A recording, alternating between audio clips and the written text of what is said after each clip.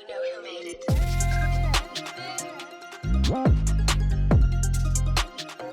Hello and welcome to the See Me, Be Me podcast. Today we are joined by none other than Simone Roche, who's the founder and CEO of the Northern Power Women.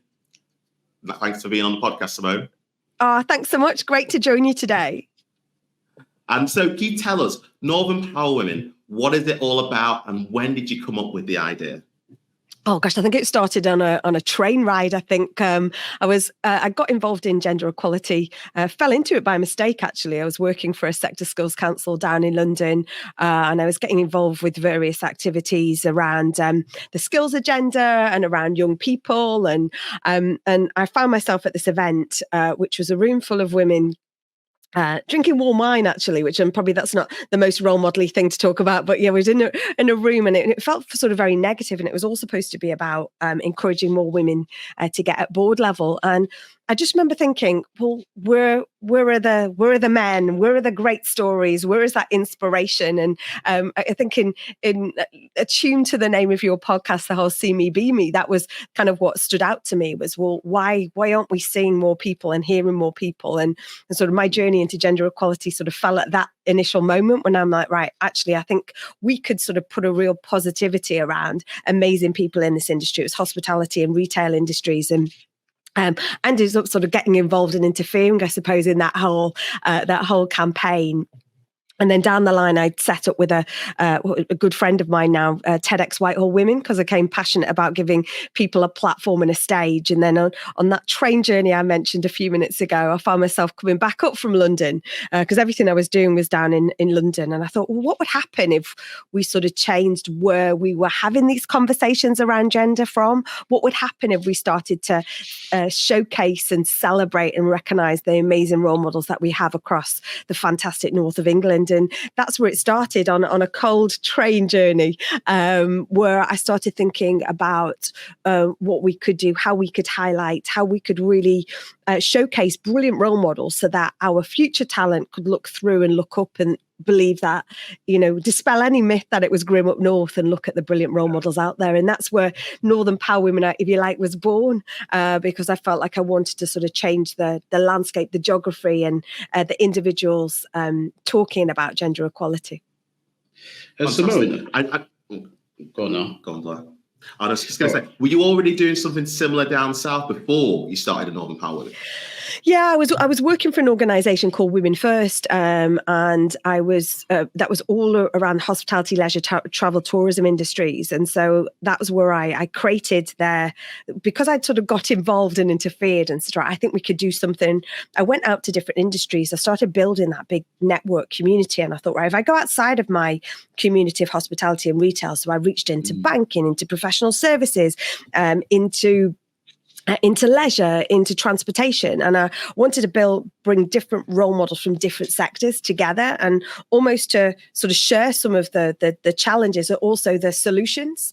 So obviously mentoring and role models have been the core of everything that we do. But I started sort of doing that cross-sector transfer of knowledge, if you like, and knowledge exchange to help try and, sort of accelerate what we're doing. And while I was running that and growing that, I created their conference, I created their mentoring program, I created a whole awards program because I wanted that celebration and recognition, I think is so really, really, really vital. I wanted to recognize, and it was always for me about all genders as well, where are the, and all ages. So not just women at the top, but women all the way through the journeys and the great advocates that sit around. So this is basically me going, right, I'm actually going to now take this and create something in the north of England that can help sort of recognise the brilliant individuals that we've got. So I use the power of that network that I've built over the last, couple of decades to try and sort of pinpoint and gather and convene and corral amazing individuals to start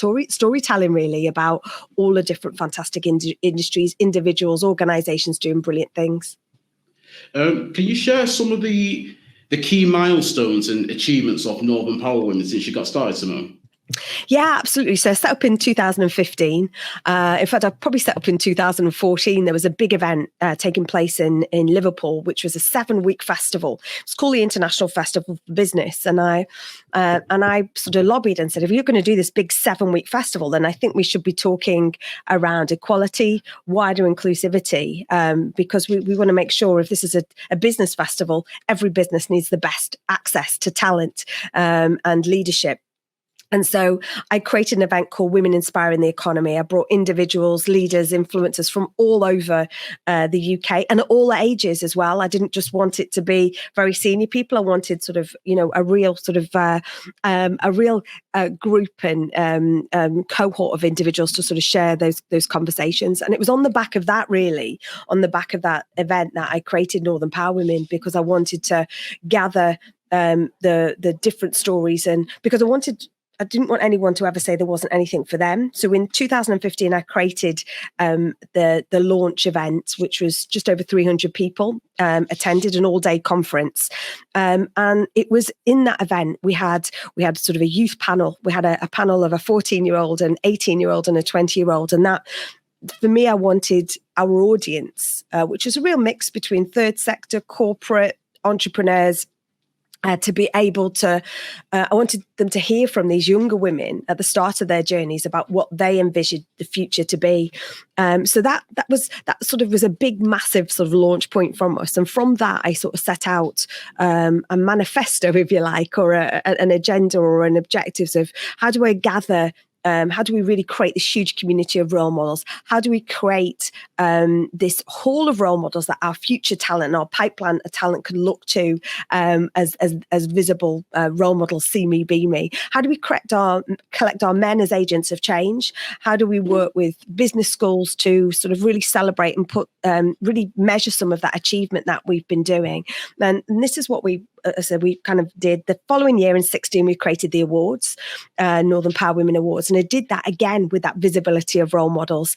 It didn't start as anything small. It started big, and it is now the largest event celebrating gender equality in Europe. I think we have 440 people at the first awards with 700 nominations. We're now, hopefully in March next year, we'll be in a room of 1,000 people. And we've just had just short of 1,500 nominations for the awards, and it's been sort of every year it has sort of grown organically, and it's something I do feel like the north of England, its individuals and influencers have kind of gathered. And I suppose another key milestone was creating Northern Power Futures in 2018, which was then with a specific lens on younger people, and really hearing from our younger people and widening and broadening role models at all levels. Now, because of the work you've done down south, and then obviously setting up Northern Power Women, and trying to promote gender equality here, what do you think is there a major difference between gender equality down south and in terms of opportunities for women in leadership, or manager roles or board level, compared to opportunities here in the north or Greater Manchester? Is there a divide, or what are you seeing? I think it would be unrealistic to say there wasn't a divide. I think funding, money, salaries is always going to be that big divide. And I think if you looked at that pre-COVID era, so the first sort of decade and a bit of my stepping into gender equality, you only had to look at the statistics to look, we were only at 12 or 13% on average at women at board levels. When you looked at if you looked out of London, the non-London or non-Southeast core, you're talking even lesser. So you're talking about the need really for people to then having to move where the money was and where the job is. So that's where your kind of disparity has shifted, because the money and the power is sat around the capital. I think what you've seen since the pandemic is the way we transitioned very quickly into that at home working and virtual working. I think it in some ways it gave sort of more pressure because you're suddenly doing the household and the working from home and running businesses. But it also we proved to the world that you can work from home and have that flexibility. I think the secret now to sort of level up, if you like, is the phrase out there, is to ensure that we keep that flexibility and keep that opportunities.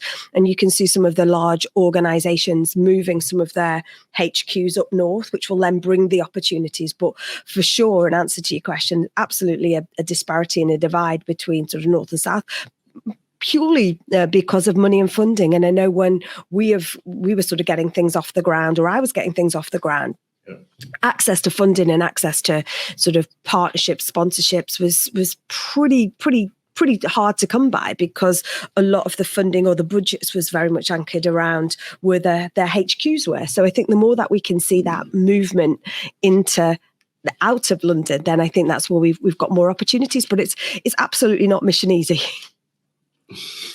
And how does Northern Power Women, how do you collaborate with other organisations to further equality and inclusivity?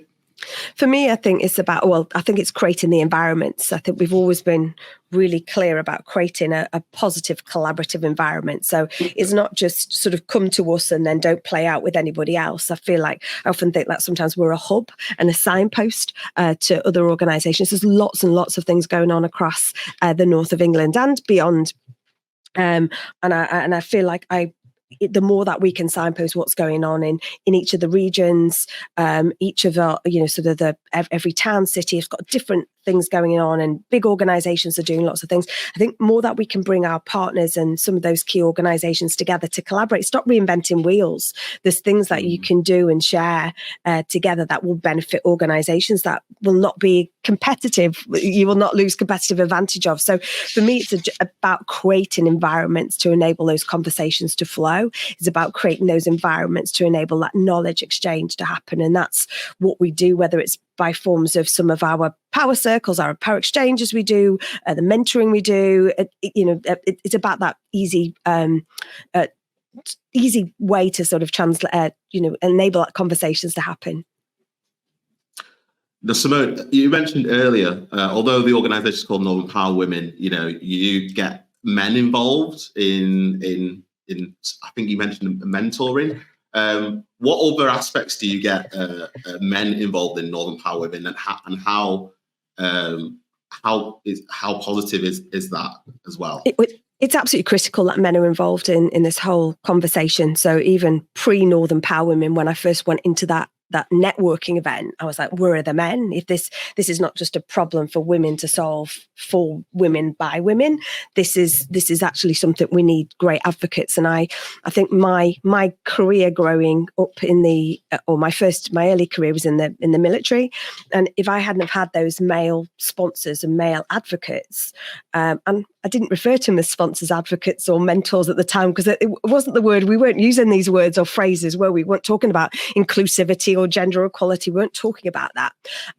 But if I hadn't have had the support of phenomenal leadership and male leaders, then I'm not sure what direction my career would have taken. So I remember going to this one event in London after a conference that I've been to, and there was a guy there, and he sort of made this comment where the problem with women, he said to me, and I kind of looked at him and I was thinking, gosh, my eyes are starting to roll. And he said, you can't recruit or promote them because they get pregnant and have the babies. And I looked around the room, and it was a media event, a launch, and I looked, I thought, gosh, if he was the chair of a massive organization, and I looked around, I thought that is front page news.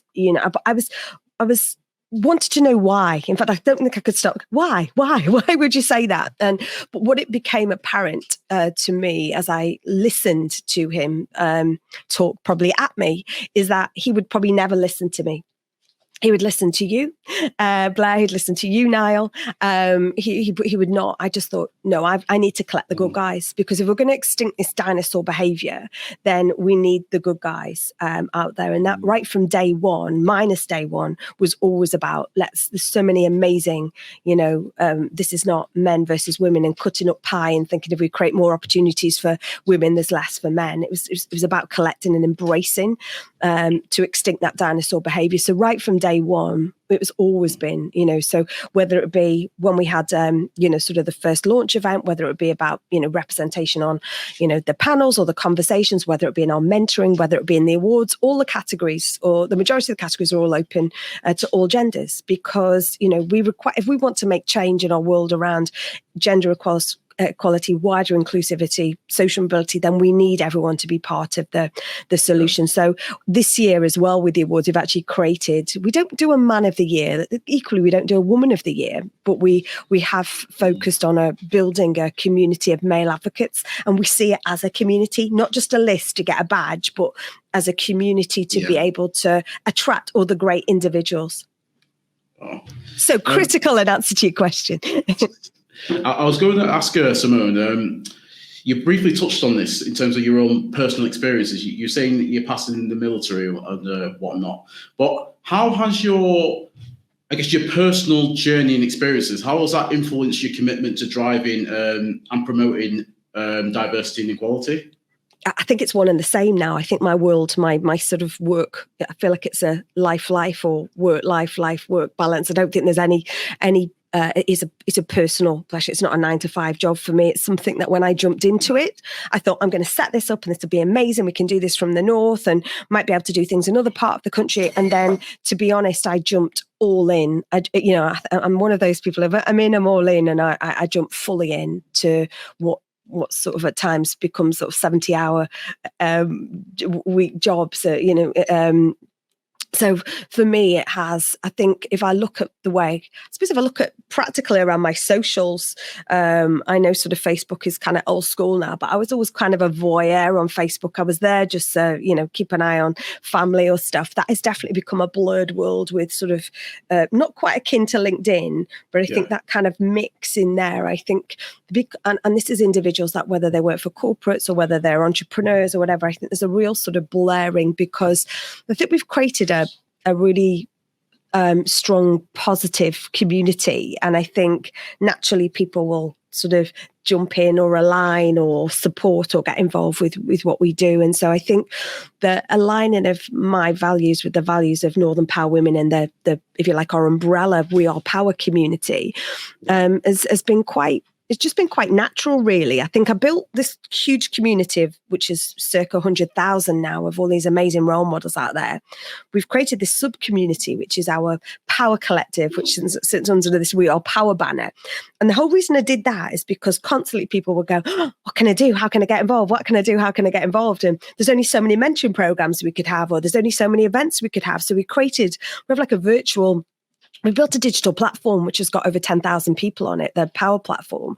But the whole idea of that is to enable a space that people can give back and pay it forward. So whether or not it's every month we do an hour virtual speed mentoring every month, again, for those early careers or students. So that just is one example, I suppose, is how it's kind of aligned. It's the passion. Everything's sort of driven by a passion. But if we only ever want to do things that make a difference, that comes from me personally. So I think sometimes we try and do too much. Probably my team will definitely tell me that. I won't look out the corner of my eye because I know, but there's definitely something we definitely don't try and do too much. We try and do too much saving of the world. But I always feel like that responsibility, that if we have a platform and a stage and there's something that we can do for good, then why wouldn't we?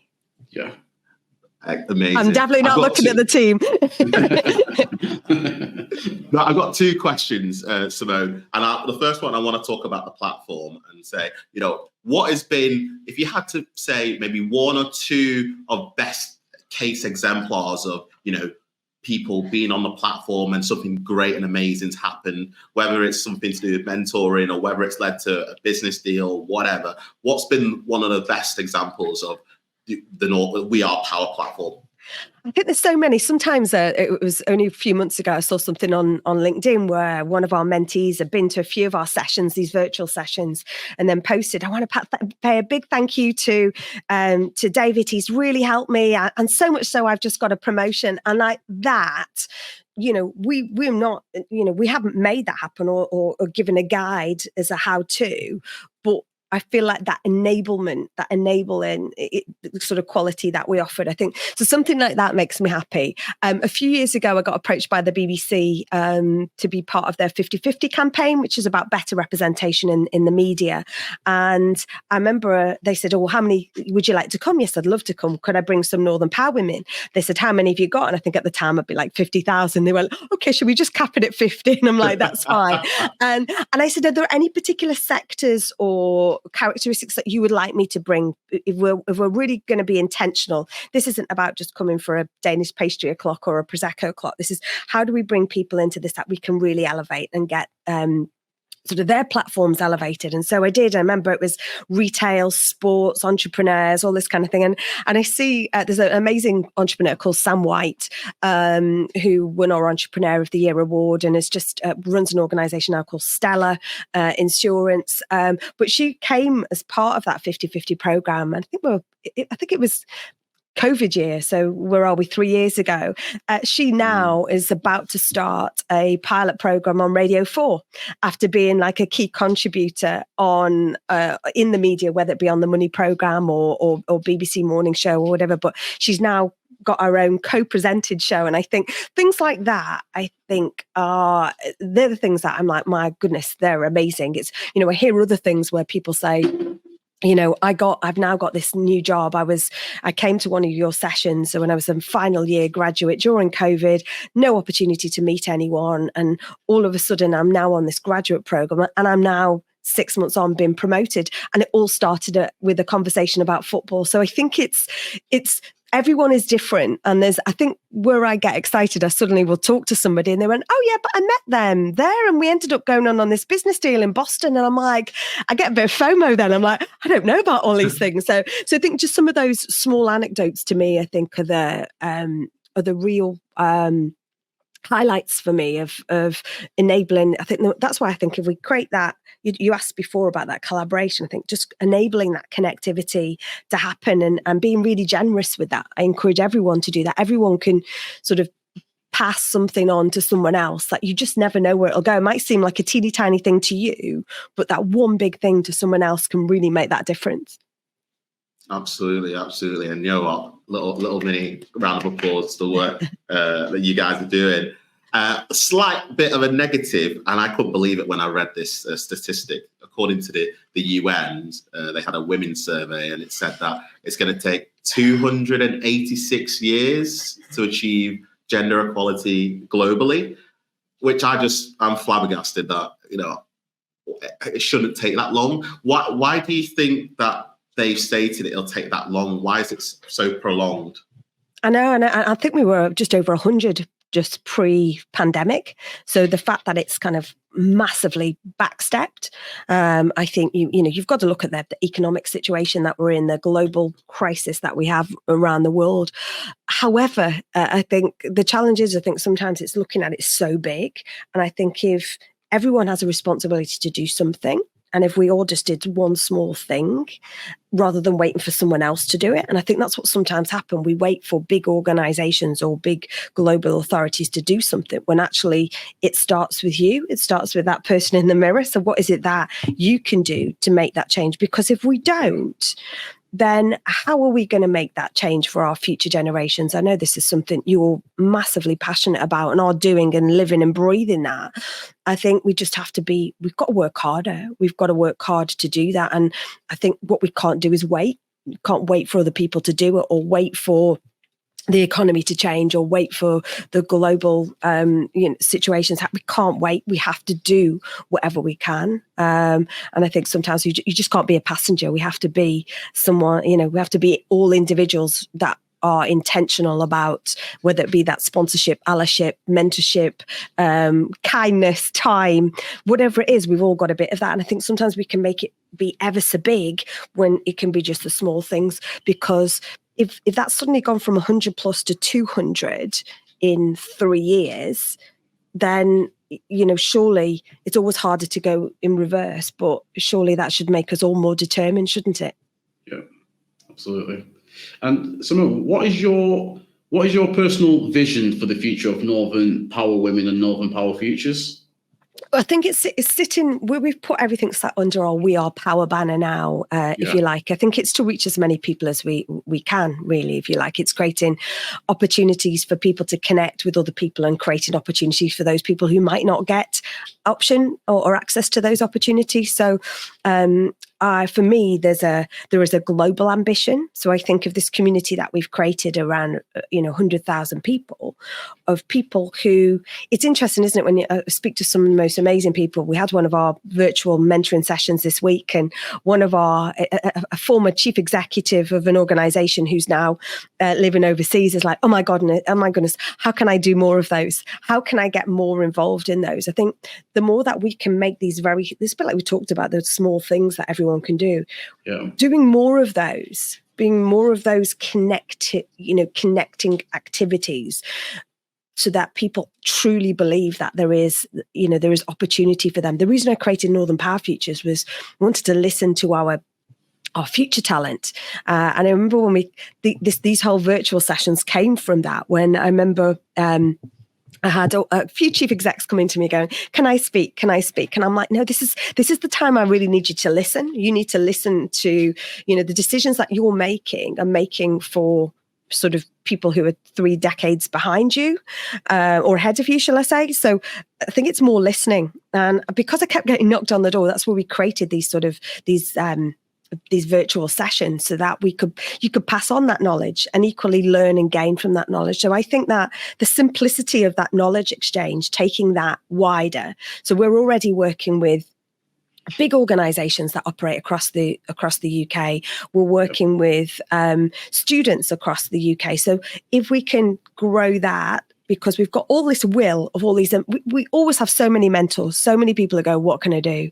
So the more we can do that to pass on that skills and knowledge, what we want to do is, if we can do that in specific ways, we've already started, the team have come up with ideas to break that down into certain areas. So we'll do one around marketing, we do one around motorsport, engineering. We could do sort of different, how do we bring that world of work to life so that we can create opportunities and signpost. So I suppose the mission for us is to reach more people, whether that is more across our local areas, whether that's nationally, whether that's globally.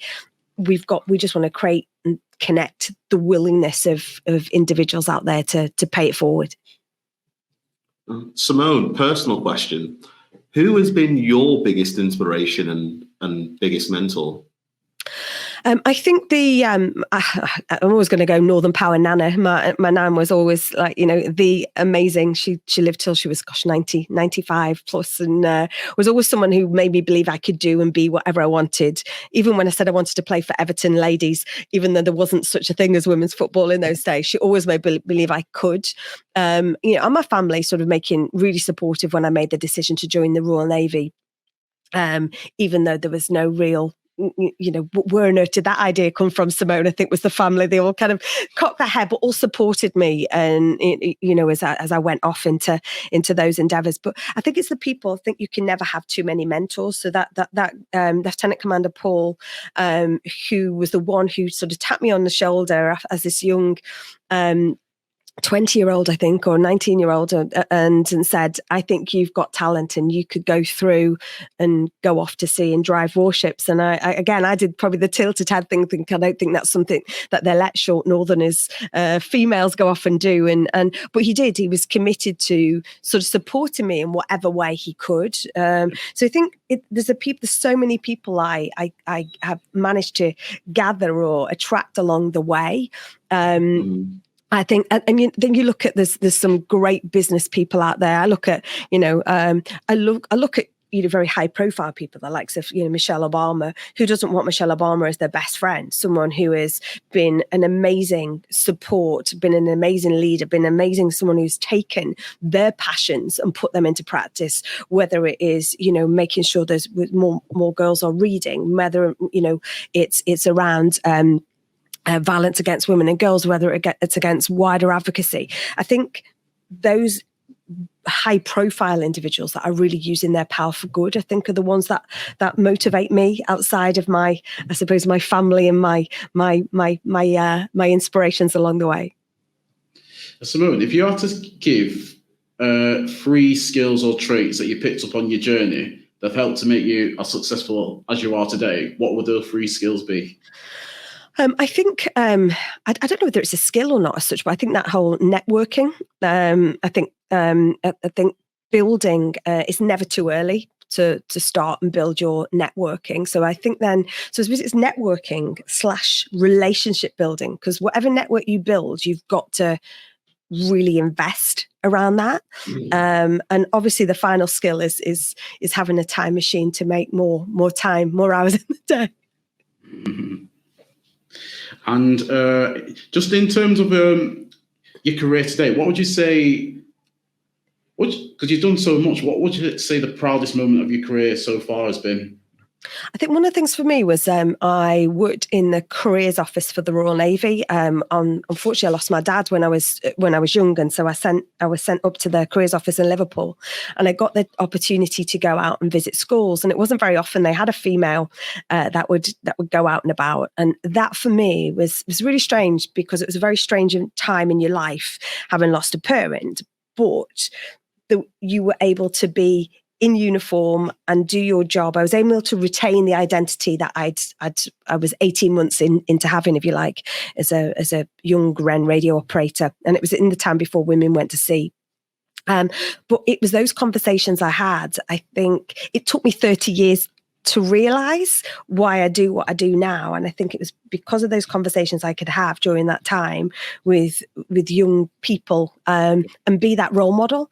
I don't think I thought that I was a role model to them. I was like 18 months ahead of them on their journey, but I was able to speak openly and honestly with them about my experiences and pass on that skills and knowledge. So I think that in a little bubble was a real highlight for me, that almost like a little egg that then took years to sort of come to play. And I think, lots of opportunities I had during the Navy were amazing. Creating this environment of Northern Power Women and We All Power is something I'm immensely proud of. And obviously we're not done yet. Now, another proud achievement that I think I'd be interested to know, I'm sure the listeners will know, is that you've got an MBE. Can you tell us what were you awarded the MBE for, and how was it? Because the Queen would have been alive when you got your MBE. Yeah. I got a brown envelope, which I remember sitting in the car for a wee while thinking, is this a spoof? Is this and of course they tell you can't tell anybody. And I just remember sitting in the car with this brown envelope thinking, and it was, you don't know at the time. It wasn't till they announced it it's like 10:30 on a Friday night is when the embargo was lifted. And that's where it was for services to gender equality in the North. And that was amazing. There's a lot of things that you have to deal with, if you like, because all of a sudden it's about you. And what you've done is you've created a business or a distraction or a people or a community. So all of a sudden it was quite, the light is on you. And I think if I write a lot of letters for other people, to put forward for honour system. And I think anyone that I ever see announced, when I go through those lists, when they come through, I'm always like, you have to own this for yourself. This is something that you can't buy, and I know there's lots of skepticism about these. I feel like there's sometimes when I write letters about people, I'm like, it's because they really absolutely need to forget some of the distraction about people who do not deserve them. Absolutely, I get it. But there's so many. The whole point was about recognizing people in our communities doing exceptional things. And I think you've got to own that responsibility. So is that awkwardness about owning your own role modelness, if that's even a thing. But, so that was, very, very, very, very special moment.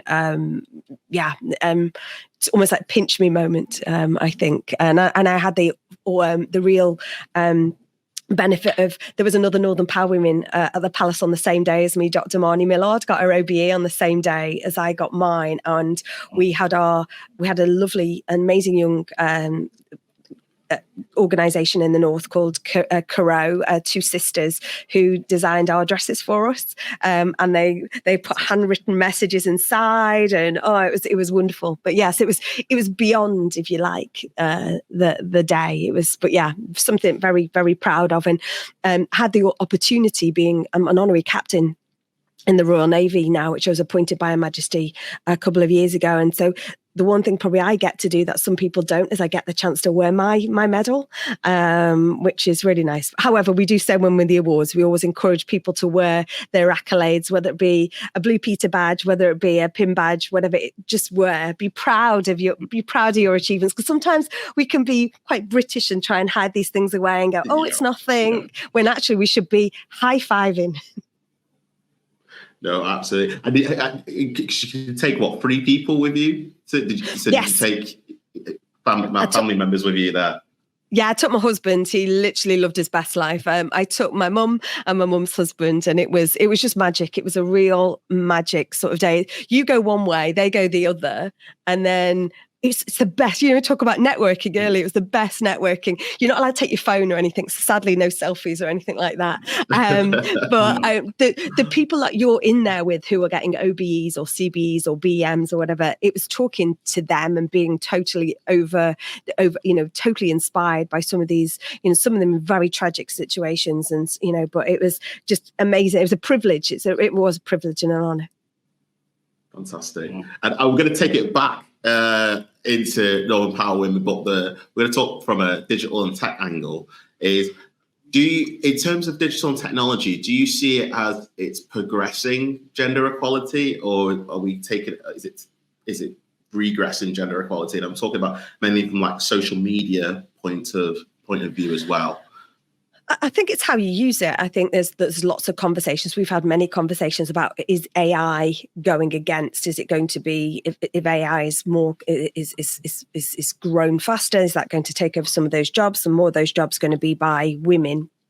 So I think there's conversations around there. I think it's how we embrace it. I think there's a lot of conversation, as you well know, around STEM and STEAM. And I think for me, it's how we storytell about the roles rather than talking about the different industries. That's what we're really keen on doing is utilizing our platform, this digital platform we've built. We've just built a role models on demand section of it, so that we can put more video content on our digital platform, so it can reach for, I think, like anything, I think if the power of technology is used for good, then it's going to be good. If we're using it for ulterior motives, then it could go against us. But I think if there's lots and lots of conversations out there, there's lots and lots of digital forums out there. But I think there's an opportunity as to how, if we talk about this global reach, how we can do more from where we are, and and be that and have that. So we can use digital nomad for good, perhaps. One question I wanted to ask Simone, just before we went into our bonus questions, what advice would you give to individuals or organisations who are looking to make a positive impact in the realm of equality?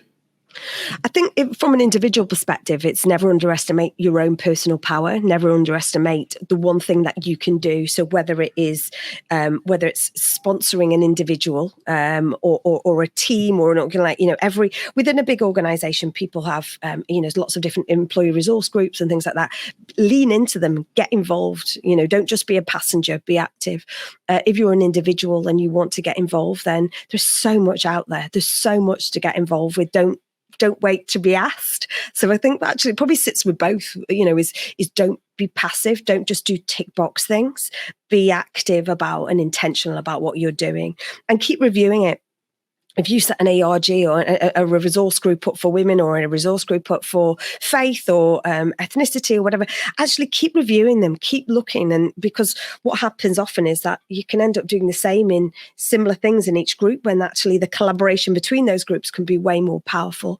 And I think, you don't have to be monogamous to one set of group as well. You can be involved. But I think 100% is about being active, not just being passive. Don't tick a box, and make sure you keep reviewing and keep being curious about how it's impacting on, if it's your people or your colleagues, and then take action on that.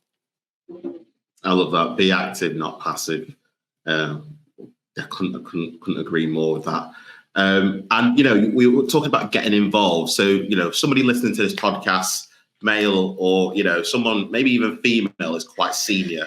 But I'm sure if they're in the north, they've come across Northern Power Women. But let's say hypothetical world, they've not, and they want to get involved, where's the first place? Where should they start? Straight at our digital hub, we are power.net is our digital hub that's kind of encompassing. So whether you want to listen to our podcast, whether or not you want to take part in the mentoring, support the awards, become a partner, become a mentor, ask for help. That's, to be honest, we've created this whole environment to enable people to ask for help, but people are sometimes awkward about asking for help. So it all starts with that first step to just sign up and then being curious about what's on there. And I think it's when you start having those conversations, joining in our forum chat, joining in, as I say, our mentoring, etc. Whether you want to give back or gain, that's the place for you to go. We are power.net. Brilliant. And just for, in terms of Northern Power Futures, what age do you have to be as a young person to be a part of that?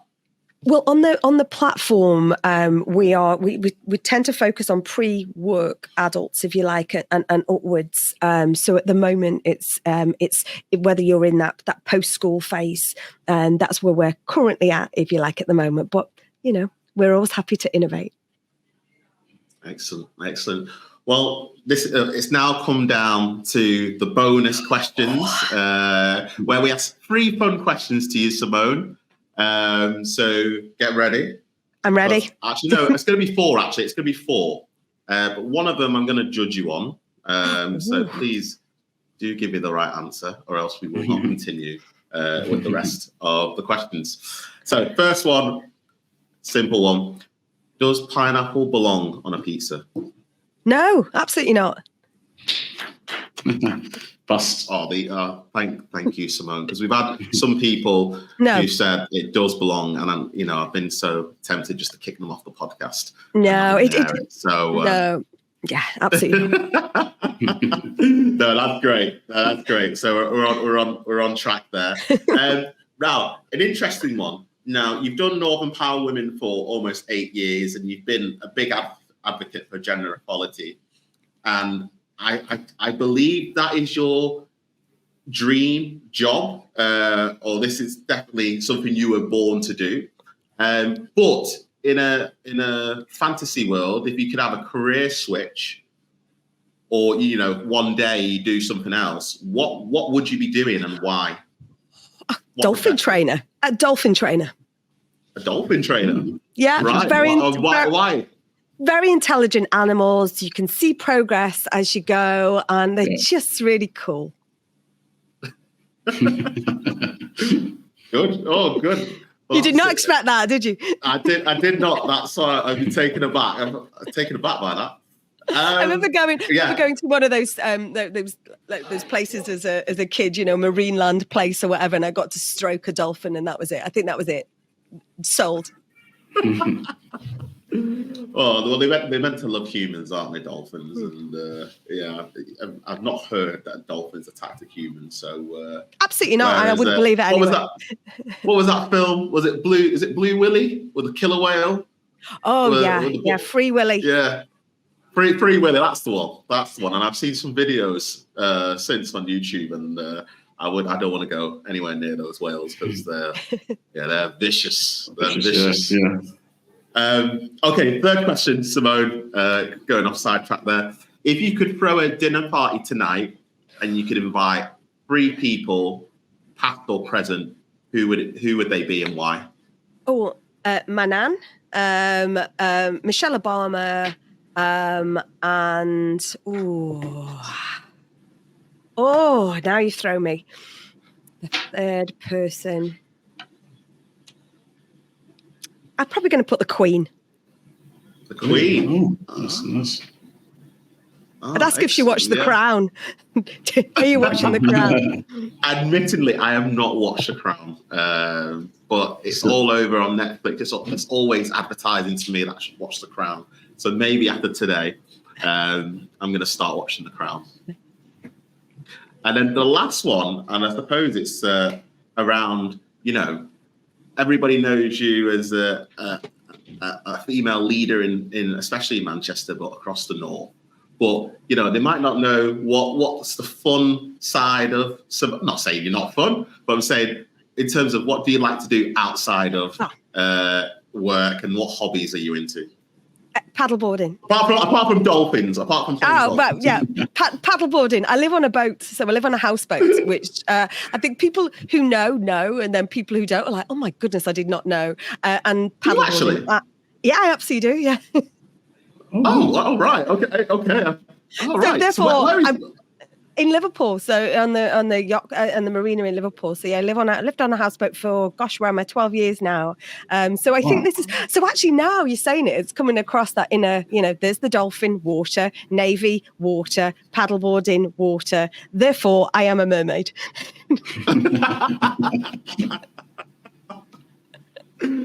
So that could be another podcast topic in itself. Living on the water. So do you prefer that? Living on I love it. Land. Yeah, I do. I love sailing. I do love the water. It's a floating apartment, but yeah, I like being close to the water, even in the depths of winter when it's a little bit chilly. Just wear extra socks. That's what I say. Wow. It's unique. It's very unique. I remember a couple of years ago on Christmas Day, my husband and I dressed up as Santa and an elf and paddleboarded down to the Albert Dock, which was, we had lots and lots of shouts out the window, which was brilliant. Do you know what? Unfortunately, that's all we've got time for, but I do want to invite you on again as a guest because I'm now really intrigued about this boat life. But no, this has been an absolute fantastic episode, Simone. I really enjoyed it. I hope you have as well. And before we completely wrap it up, I just want to hand the stage over to you. This is your opportunity to plug Northern Power Women again. Where can people connect with you, social media-wise? The floor is yours. Oh, thank you so much. I've loved our conversation today. It's been brilliant.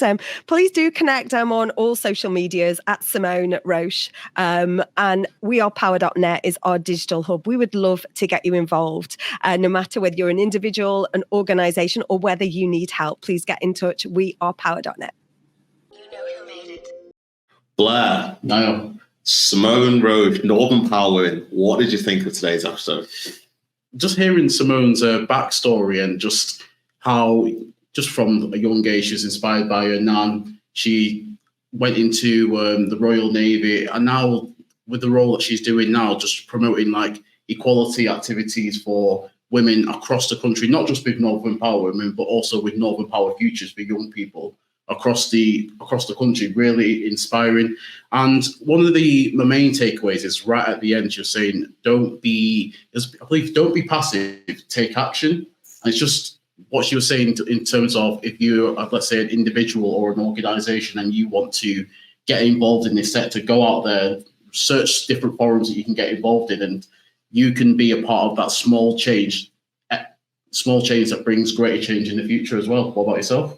No, I thought it was a really, really great episode. I thought it was really good to hear, the work that the Northern Power Women do to, like you said, promote gender equality, working with women. It's about helping them to become leaders, getting them mentoring. And, it's also the fact that, it can't, that men can play a part in being advocates and helping women to get up the ladder as well.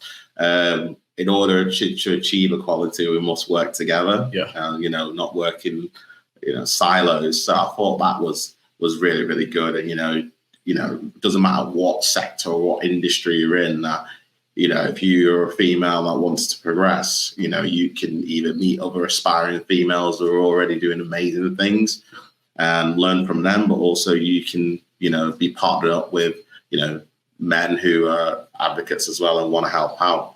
There's different subjects. So there's things for females, but there's even things for young people as well. So the Northern Power Futures, I thought that's a great initiative. And apparently they've got 50,000 people on this platform as well, which is fantastic.